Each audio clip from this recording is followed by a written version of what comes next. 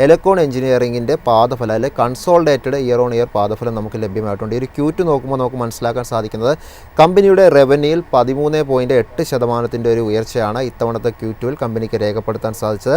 എലക്കോൺ 578 കോടിയാണ് ഇത്തവണ റവന്യൂ ആയിട്ട് രേഖപ്പെടുത്തിയത്. എബിറ്റ നോക്കുമ്പോൾ 11.9% ഒരു ഉയർച്ച രേഖപ്പെടുത്തിയിട്ടുണ്ട്. 126 കോടിയാണ് ഇത്തവണത്തെ ഒരു എബിറ്റയെ രേഖപ്പെടുത്തിയിരിക്കുന്നത്.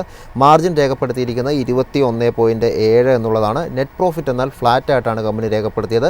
87.7 കോടിയാണ് ഇന്നത്തെ ഒരു Q2വിൽ കമ്പനിയുടെ ഒരു നെറ്റ് പ്രോഫിറ്റായിട്ട് രേഖപ്പെടുത്തിയതായിട്ട് നമുക്ക് കാണാൻ സാധിക്കുന്നത്.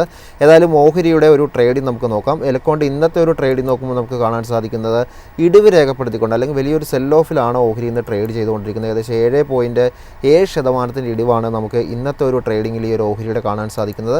പാസ്റ്റ് ട്രേഡിംഗ് നോക്കുമ്പോൾ നിലവിൽ ഈ ഒരു ഓഹരി ട്രേഡ് ചെയ്തുകൊണ്ടിരിക്കുന്നത് ഒരു പ്രോഫിറ്റ് ബുക്കിംഗ് മോഡിലാണ്. അതായത് നമുക്ക് ഈ ഓഹരിയിൽ കാണാൻ സാധിച്ചത് മാർച്ചിന് ശേഷം ഒരു നേട്ടമായിരുന്നു. മാർച്ചിന് ശേഷം തുടർച്ച ഒരു 3 മാസങ്ങളിൽ ഓഹരി നേട്ടം രേഖപ്പെടുത്തിയിരുന്നു.